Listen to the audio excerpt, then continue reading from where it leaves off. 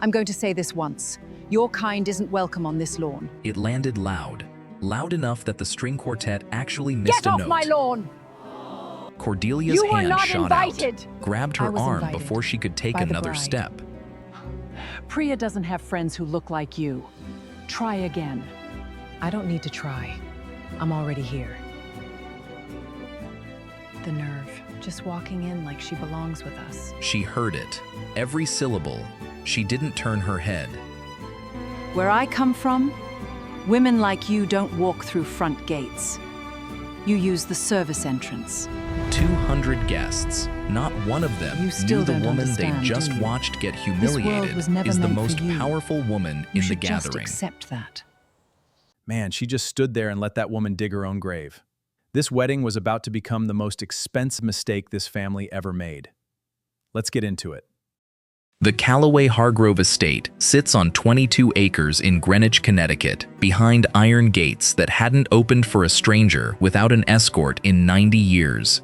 200 guests filled white chairs on the east lawn that Saturday for the wedding of Stellan Voss, heir to a $4 billion private equity firm, and Priya Intambi, daughter of a cardiologist who'd built 3 commercial properties from nothing, hedge fund partners, 3 sitting state senators, a former ambassador, the kind of crowd that introduces itself using its grandfather's name. At 3:12 p.m., a woman in a navy wrap dress walked through the gates alone. She wore no visible jewelry except a woman's wristwatch with a scratched face. She carried a small clutch and nothing else. She did not check a phone for directions. She did not hesitate at the gate. She walked the stone path toward the ceremony the way someone walks a route they've memorized, though she had never set foot on this property before in her life. Cordelia Voss saw her from 40 feet away and made a decision before the woman had taken 10 more steps. "Excuse me." Cordelia's hand found the woman's forearm, light enough to seem casual, firm enough to redirect. "I don't believe we've met. Can I ask who invited you?" "Priya," the woman said. "The bride." "Priya has a great many acquaintances." Cordelia's smile didn't move. "She's a generous girl. But this is a private ceremony. Perhaps there's been some confusion about the venue." "There hasn't. Why don't we check the list together? Save us both the awkwardness." Cordelia produced a folded seating chart from her clutch and ran a manicured finger down it, not really reading, just performing the motion of reading. "I don't see your name here." "Then you're not looking at the right list." The words landed flat, without heat. Cordelia's fingers stopped moving. "I beg your pardon? My name is on the list," the woman said. "Nzinga Abara Ose." Cordelia repeated it back slowly, syllable by syllable, the way people do when they want you to hear how foreign it sounds coming out of their own mouth. "I don't see it," she said again, though she still had not actually looked. "Then you're not looking at the right list," Nzinga said, for the second time, with the exact same patience as the first. Cordelia's smile hardened at the edges. "I'm looking at the official chart prepared by our coordinator. If you're not on it, you are not a guest. Now, I can have someone walk you out quietly before the ceremony starts. Or what?" The question stopped her, not because it was loud. It wasn't. It was the opposite of loud, and that was worse. Cordelia had spent 40 years managing rooms with volume and tone and the practiced menace of a woman who never had to raise her voice because everyone around her had already agreed to be afraid of her. This woman wasn't afraid. Cordelia snapped 2 fingers toward a young man in a white catering jacket, refilling champagne flutes 20 feet away. "You, come here, please." The string quartet kept playing. 200 people faced forward, waiting for music that would tell them when to turn around. No one turned around now. Nobody was watching. That was the point. Cordelia Voss had been doing this for 4 decades, and the skill of it was never the cruelty. The skill was making sure the cruelty never had an audience large enough to matter. The young man's name was Darius. He was 22, in his second summer working events for the family that owned this house, and he did not want any part of what was happening near the rose arbor. "Ma'am," he said to Nzinga, not quite meeting her eyes, "if you'd like to come this way, we can sort out the—" "I'm fine here," Nzinga said. Cordelia stepped between them, chart still in hand. "We've already sorted it. Your name isn't on the list. I'd like to see the list myself." Cordelia tilted the paper at an angle that made it unreadable and pulled it back before Nzinga's eyes could land on it. "As I said, the ceremony begins shortly. I do think it would be best if—" "If what?" Cordelia turned instead to the nearest cluster of guests, 4 women in their 50s who had been very obviously listening while pretending not to, and addressed them with the bright, competent tone of a hostess handling a minor inconvenience.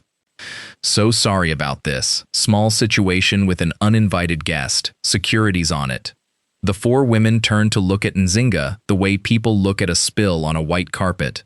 One of them, in a yellow dress, said, loud enough to carry, "These things happen at big weddings. Good. Someone's paying attention." Another shook her head. "The nerve. Just walking in like she belongs." Nzinga heard every word. She turned her head toward the woman who'd said it and looked at her for exactly 3 seconds.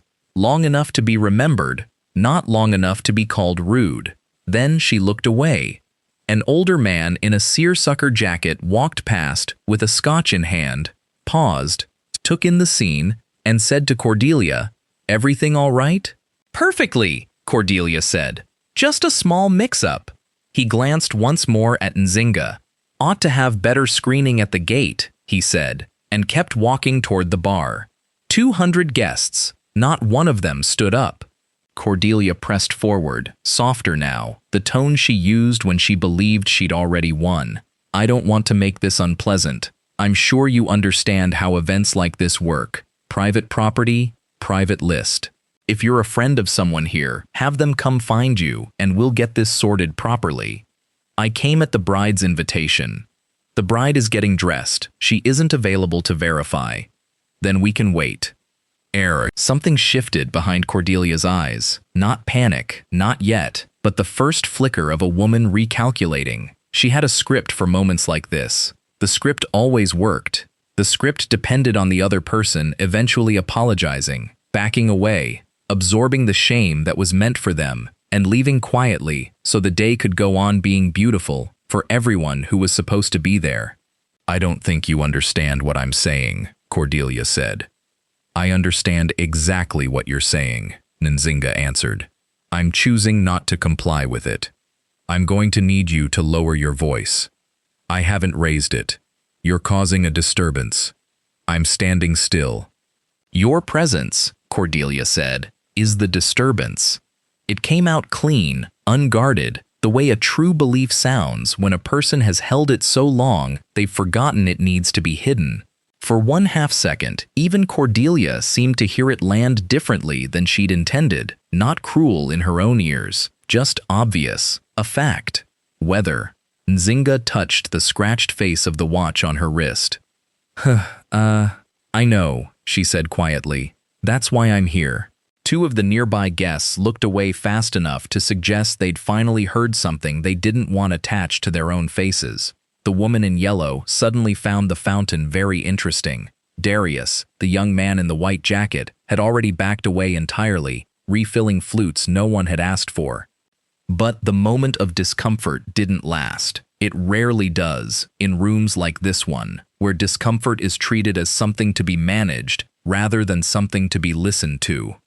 "Cordelia's right, though," said a man near the second row of chairs, silver-haired, 70-ish, a name badge from a hedge fund conference still clipped absurdly to his lapel from an earlier event that day. "You can't just let people wander onto private grounds. Say yes once. You'll have every stranger in Fairfield County showing up to these things." "Exactly, Warren," said the woman beside him, adjusting an emerald bracelet. "It's not about who she is. It's about precedent." "It's never about who she is," Nzinga said, mostly to herself, though Warren heard it and frowned as if she'd been rude to him personally. A third guest, a woman named Deborah Pratt, who chaired 2 charitable boards and had been widowed into considerable money 11 years earlier, leaned toward her table mate and said, Not quietly enough. I heard she told Cordelia she wasn't leaving. Can you imagine the entitlement? Some people, her table mate answered, think a name and a hard stare is the same thing as an invitation. Cordelia, hearing her allies rally, straightened perceptibly, drawing strength from the chorus the way she always had. You see, she said to Nzinga, gesturing at the small crowd now openly watching, it isn't only me who feels this way. No, Nzinga agreed. It usually isn't. That's rarely the problem, though. The problem is usually whether any of you are right. Deborah Pratt scoffed loudly enough to be heard 3 tables away. The absolute audacity. Somebody should call the police, Warren muttered, though he made no move to do so himself, the way people rarely do when they want the consequence without the responsibility of causing it. Nzinga didn't answer any of them directly. She was watching Cordelia, and Cordelia, flush now with her small audience, mistaking their agreement for vindication, kept going, unable to stop herself the way people rarely can once a crowd starts nodding along. You want to know what precedent actually means, Warren? Cordelia said, loud enough now that even guests seated near the aisle turned halfway around in their chairs. It means standards. It means the difference between an event like this and a street fair. It means I get to decide who walks on grass my family has kept clean for 90 years. Your family, Nzinga repeated, very quietly. Kept clean by whom, exactly? The question didn't land the way a shout would have. It landed the way a splinter does, small, precise, and impossible to notice fully until later, when it starts to hurt. Cordelia's jaw tightened. I don't know what that's supposed to mean. You will, Nzinga said. A woman near the back, young, expensively dressed, holding a phone she'd already half raised to record, called out, Is someone going to actually do something, or are we just going to stand here? We are doing something, Cordelia snapped, without turning around. We're waiting for security. Security's been standing right there the whole time, the woman said, nodding toward the gate. Why hasn't he moved? It was a fair question. Nobody answered it. Cordelia's confidence, which had been climbing on the strength of Warren and Deborah Pratt's agreement, dipped slightly at the sight of the guard, still rooted near the stone pillars, unmoved by 2 full minutes of escalating demands. Fenwick, Cordelia called, sharper now. I need you over here, now. Cordelia turned toward the gate and signaled the security guard standing near the stone pillars. His name was Walt Fenwick, 56 years old, 18 years working private events across 3 states. He had the trained neutrality of a man who had learned exactly how much authority he was allowed to have and never 1 ounce more. He crossed the lawn at an unhurried pace, looked at Cordelia, looked at Nzinga, and something in his face changed before he'd even spoken. Ma'am, he said, to Cordelia, is there a problem? This woman needs to be escorted out. Ma'am, he said again, and now he was looking past Cordelia, directly at Nzinga. I'm going to need to ask you to... He stopped. He was staring at her wrist, at the watch. More precisely, he was looking at the woman wearing it, and something in his memory had just clicked into place with an almost audible sound. I'm sorry, he said slowly. Are you Ms. Abara Osei? Cordelia's head snapped toward him. You know this person? Fenwick took his hat off. It was a small gesture, almost nothing. The kind of thing only someone paying very close attention would register as significant. We met at a hearing in 2020, he said. Property recovery case. I was a witness. You cross-examined me. He paused, and something like respect moved across his face. You were very thorough. The word thorough hung in the warm air over the rose arbor longer than a 5-letter word should have been able to. What hearing? Cordelia demanded. What does that mean? Neither of them answered her. Nzinga touched her watch again, twice now, the same motion she used when she needed a second to steady something inside her chest. Then, to Fenwick, calm as ever, I think I'll stay near the garden. Yes, ma'am. He put his hat back on and returned to his post, walking a little differently than he had on the way over. Cordelia stood very still. Around her, the whispering had already started. Small, quiet clusters recalibrating in real time, watching a security guard's posture do something none of Cordelia's words had managed to do. Baltimore, 22 years earlier, Nzinga Abara Osei grew up in a two-bedroom apartment on Edmondson Avenue where the windows faced a parking garage and heat came from a space heater her mother kept in the middle of the living room like a campfire. Her mother, Celestine, cleaned houses in Roland Park 5 days a week for 31 years, 2 buses each way, the same pair of black shoes for 4 years, duct-taped at the sole for the last 2. Nzinga was 9 the first time she understood what that meant. Waiting in a laundry room while her mother worked, a woman she'd never met looked at her sitting quietly on an overturned bucket and asked, not unkindly, "Is she yours? She can't be back here. Liability." Celestine had said, "Yes, ma'am," and moved Nzinga to the porch without another word. On the bus home, 9-year-old Nzinga had asked why she hadn't said anything back. "Because today wasn't the day," Celestine said, looking out the window. "You don't spend the whole fight on the first punch. You save something." She'd tapped her daughter's knee. "One day you'll own the porch, the house, and the woman's whole street, and she'll be the one waiting outside." Back at the Rose Arbor, Cordelia was still holding the seating chart at an angle Nzinga couldn't read. Nzinga hadn't understood her mother's words then. She understood them completely now, 22 years later, standing in front of a woman telling her, in almost the same tone, that her presence was a liability too. Nzinga worked through high school, through Morgan State on a partial scholarship and 3 part-time jobs, through a law degree at Georgetown funded partly by loans and partly by a fellowship she won on the strength of a paper about predatory real estate practices in black neighborhoods, a paper her professor liked so much he submitted it to a federal housing review board without telling her first. She passed the bar at 26. Won 11 of 13 cases at a mid-sized firm handling housing discrimination claims for clients who could barely afford her hours. Appealed the 2 she lost. Won one of those 2. At 31, she opened a 1-room practice above a dry cleaner with $11,000 in savings, taking the cases nobody else wanted. By 43, 47 cases won, $32 million recovered for clients. 2 arguments before the Maryland Court of Appeals. An office on the 14th floor of a building she owned outright. None of the 200 guests on this lawn knew any of it. Near the fountain, Deborah Pratt was still talking about entitlement.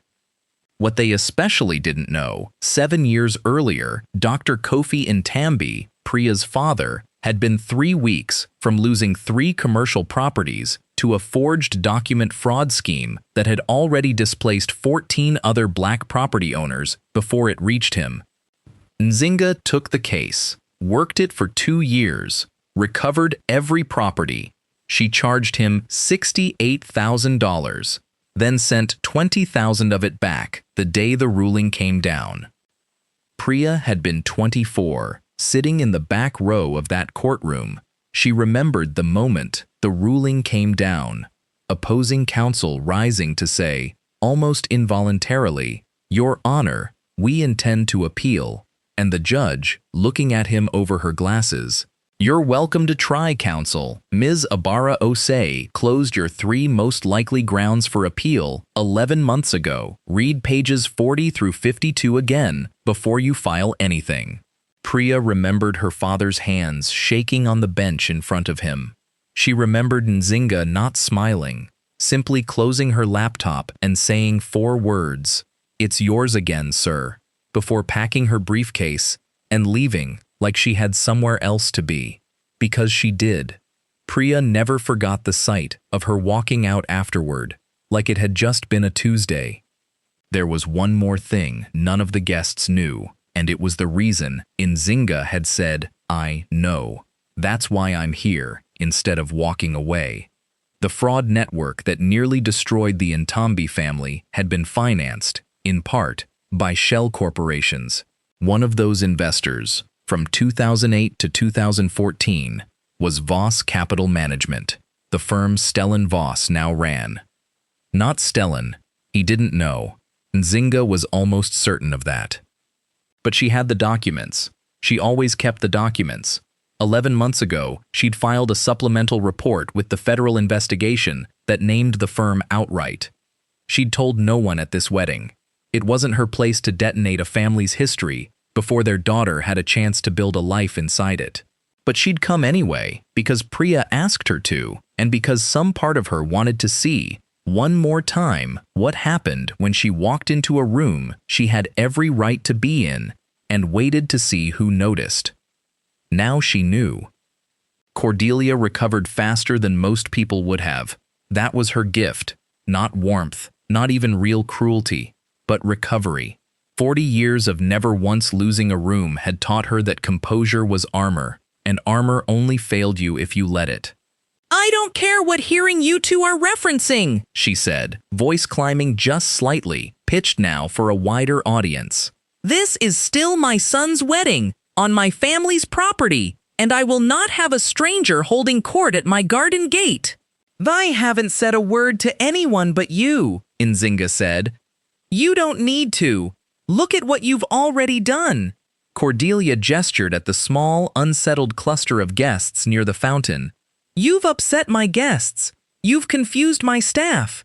And you still, as far as I can tell, have not produced one shred of proof that you belong here. I've told you my name. Names aren't invitations." "Then perhaps," Nzinga said, "you should ask the person who sent it." "The bride," Cordelia said, with the particular emphasis of someone building toward a point she believed was unanswerable, "is currently 30 feet away in a $15,000 dress, about to walk down an aisle. I am not interrupting my son's wedding to relitigate your guest status with a woman who showed up alone in a department store dress, carrying nothing but a handbag and an attitude." It was the loudest thing she'd said yet. Loud enough that 30 more heads turned. Loud enough that Darius, refilling glasses 40 feet away, actually stopped moving. Cordelia had overplayed it, and some part of her seemed to know it the instant the words left her mouth. The too specific cruelty of department store dress, the practiced condescension of attitude, all of it suddenly visible in a way her quieter jabs at the arbor had not been. Nzinga didn't raise her voice to match it. She didn't need to. "You should be more careful," she said, "about which parts of your own history you're willing to interrupt a wedding to protect." Cordelia blinked. "Excuse me?" "Nothing," Nzinga said. "Not yet." And for the first time since Nzinga had walked through the iron gates, Cordelia Voss felt something she had not felt on this property in a very long time. She felt unsure. A text landed on Cecily Marsh's phone at 3:44 p.m. Cecily was the wedding planner, 47 years old, 22 years working the Greenwich circuit, 6 of those years spent on Voss family events specifically. She had watched Cordelia redirect people before. A caterer's assistant who'd wandered into the wrong garden once, a photographer's +1 who showed up at the wrong entrance. She had always told herself it wasn't her place to say anything. This time, she'd seen the whole thing from the champagne table. She had also, 3 weeks earlier, personally entered the real guest list into her coordination software, the one Priya had submitted directly, not the version Cordelia carried around in her clutch. Third line from the top, starred by the bride herself. Cecily typed one sentence and sent it to the bridal suite. "She's here. Your future mother-in-law just tried to have her removed. Come now." Inside, Priya Nintambi set down a glass of champagne she hadn't touched, told her maid of honor she needed 5 minutes, and walked out of the dressing room still holding her bouquet, veil pinned back, dress trailing over the hallway runner. She did not go toward the altar. She went toward the rose arbor. 200 guests, who had been seated and waiting, turned at once, confused, as the bride walked past them in the wrong direction. The string quartet stopped mid-measure. Somewhere near the back, someone's champagne glass paused halfway to their mouth and stayed there. Priya reached the arbor and went straight past Cordelia without so much as a glance, taking both of Nzinga's hands in hers. "I am so sorry," she said, loud enough for the nearest 50 guests to hear without a single ounce of performance in it. "She should never have done that." "Priya," Cordelia said, stepping in, voice tightening, "the ceremony is about to—" "I know when my own ceremony is." Priya turned to face the lawn, still holding Nzinga's hands, and something in her posture made it clear she had been rehearsing this moment in her head for longer than anyone standing there could have guessed. "I want to introduce someone to all of you," she said, and her voice carried clean across 22 acres of cut grass. 7 years ago, my father was 3 weeks from losing everything he'd built. 3 commercial properties, 20 years of work. A fraud scheme forged his documents, corrupted his title, and had already done the same thing to 14 other families before it reached him. The garden had gone fully silent now. Even the wind through the oaks seemed to hold still. This woman took the case. She worked it for 2 years. She didn't stop when it got complicated, and it got very complicated. She recovered every property. She exposed the scheme. She helped trigger a federal investigation that is still open today. Priya paused, just long enough to make sure the next sentence landed exactly where she wanted it. "Her name is Nzinga Abara Osei. She is one of the finest property rights attorneys in this country, and she is the reason I am standing here right now, in a dress my father was able to pay for, at a wedding my family was able to afford, celebrating a life we were able to keep." She turned, finally, to look at Cordelia directly. "She was invited by me. Her name is on the list I submitted myself, and she belongs in this garden more than most of the people sitting in these chairs." For 6 full seconds, nobody moved. Then Cecily Marsh, standing near the champagne table with her phone still in her hand, began to clap. Then Roland Ntambi, Priya's uncle, seated in the 3rd row, stood up, both fists raised slightly, tears already on his face. Then Stellan Voss, who had come out the side door of the main house partway through his bride's speech and heard most of it standing 15 feet away, walked forward across his own wedding lawn. He looked at his mother first, then at Nzinga. "Ms. Abara Osei," he said, "I think there are some things about my father's firm I need to understand, and I think you might be exactly the person to help me understand them." Cordelia Voss said nothing at all. She simply stood there, in the garden she had run for 4 decades without ever once being questioned in it, watching 200 people rearrange themselves in real time around a version of events she had spent her entire life making sure never surfaced. She looked at Nzinga. Nzinga looked back, no triumph in it, no anger either, just the same watchful calm she'd carried since she'd walked through the iron gate that afternoon. "Your presence is the disturbance," Cordelia had said. She had been right. That was exactly why Nzinga had come. Before the ceremony resumed, one more person crossed the lawn to reach the rose arbor. His name was Everett Cho, 48. A senior partner at Voss Capital Management and one of Gerald Voss's earliest hires. He had known exactly which shell corporations existed on the firm's books between 2008 and 2014 because he had helped structure 2 of them himself, on Gerald's explicit instruction, at a time when questioning Gerald Voss's instructions was not something junior partners survived doing twice. He reached Nzinga while Priya was still being embraced by 6 relatives, and he spoke quickly, quietly, the practiced urgency of a man doing damage control before damage had even fully occurred. "Miss Abara Osei." He extended a hand she did not take.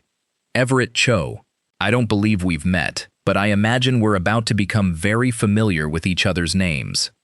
"I imagine so," Nzinga said. "I want to be clear that whatever comes out of this, I had a limited operational role.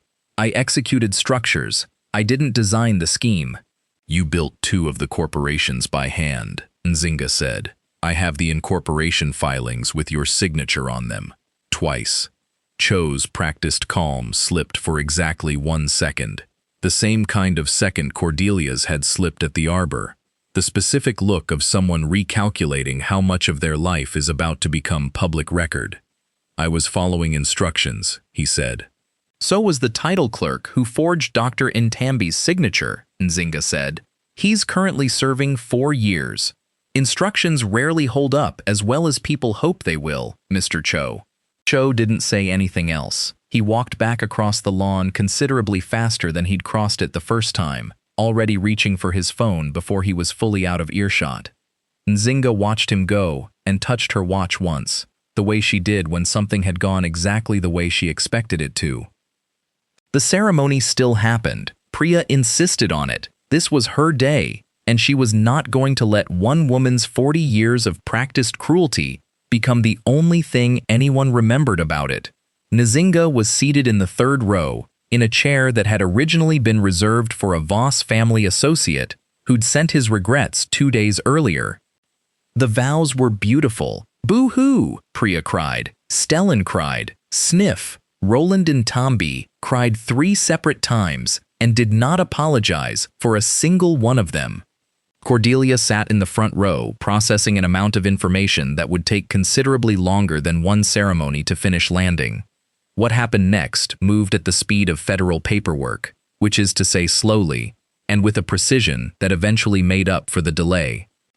Within 72 hours, Stellan retained independent counsel to audit Voss Capital Management's historical holdings, a decision he made without consulting his mother, who learned about it from her own attorney 3 days after the fact.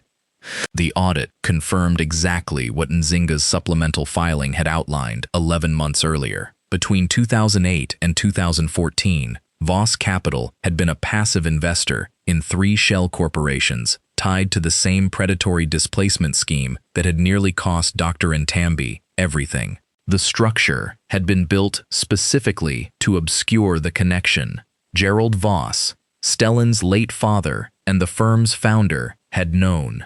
The documentation left no real room for another interpretation. Stellan dissolved his personal stake in the implicated holdings within the week. He cooperated fully with the federal investigation. His attorneys negotiated a settlement that funneled $31 million into a restitution fund for the 14 displaced families and the others still being identified. He testified before a federal grand jury that November. He was not indicted. Cordelia's attorneys advised her to say nothing publicly. She said nothing publicly. Her lead attorney, Preston Kell, 32 years in white-collar defense, had never once lost his composure in front of her. He lost it 11 days after the wedding, in a closed conference room, tapping a folder against the table. "Cordelia, did you know about the shell corporations before this week? I managed the household. Gerald managed the firm. That's not what I asked." She said nothing. "This filing predates the wedding by 11 months, Kell said. "She already had this before she walked through your gate, which means either she came to watch a story she already knew the ending to, or your daughter-in-law invited her, and the truth was just sitting in a drawer waiting for someone to open it. She came to humiliate us." "I've read this filing 4 times, Cordelia. It's thorough. It's dated. I need to know what you knew, because the version where you knew nothing is the only version I can defend." Cordelia was quiet for a long moment. "I knew there were structures," she said finally. "Gerald always said the underneath wasn't a wife's business." Kell closed the folder. "That won't be enough," he said. "Not for the investigators, not for me." He paused at the door. "I've represented 3 generations who thought silence was the same thing as innocence. It never has been. It's just a slower way of finding out you weren't." He left. She didn't have an answer ready anyway. The estate itself came under a different kind of scrutiny during the audit. 3 properties transferred into Cordelia's name during a 2002 restructuring were flagged for review. One had a title history nobody on her legal team seemed eager to explain in detail.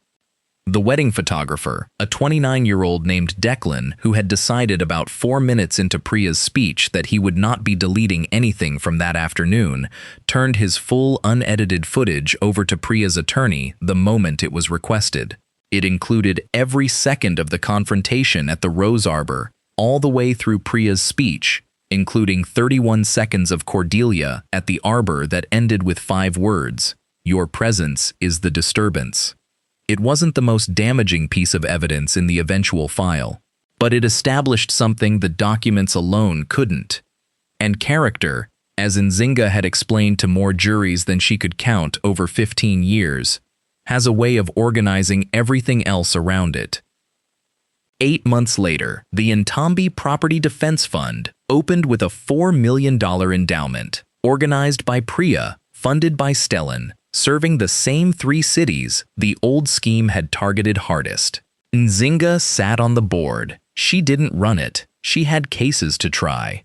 14 displaced families came forward. 9 filed suits.